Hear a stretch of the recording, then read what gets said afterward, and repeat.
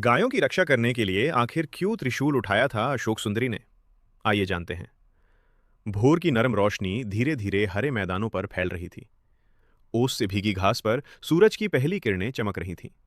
चारों ओर पक्षियों की मधुर आवाज और एक शांत स्वर्ग जैसा वातावरण था। इसी रास्ते से महादेव और माता पार्वती की पुत्री अशोक सुंदरी आगे बढ़ रही थीं। दाहिने हाथ में पानी से भरा मिट्टी का कलश और बाएं हाथ में प्रसाद की थाली। लाल साड़ी में उनका रूप चारों ओर उजाला फैला रहा था। वो पूजा के उद्देश्य से जा रही थीं। चलते चलते अचानक उनकी नजर कुछ गायों पर पड़ी। वे थकी हुई थीं और प्यास से व्याकुल थीं। धीरे धीरे वे उनकी ओर बढ़ने लगीं। उनकी आंखों में विनती थी। मां, हमें बहुत प्यास लगी है, क्या थोड़ा जल मिलेगा? यह दृश्य देखकर अशोक सुंदरी का हृदय करुणा से भर उठा।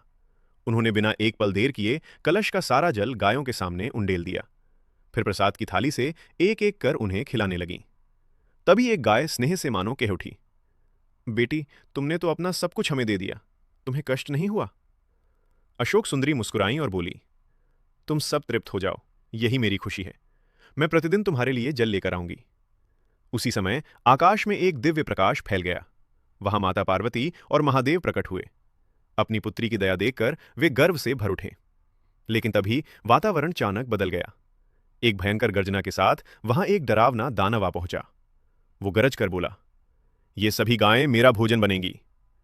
अशोक सुंदरी साहस के साथ उसके सामने खड़ी हो गईं और बोली, ये निर्दोष हैं, इन्हें हानि पहुंचाना पाप है। दानव ने उनकी बात अनसुनी कर एक गाय को उठा लिया। तभी अशोक सुंदरी के भीतर अद्भुत शक्ति जाग उठी। वे तुरंत आगे बढ़ीं, दानव को रोक लिया और महादेव के त्रिशूल से उस पर प्रहार किया।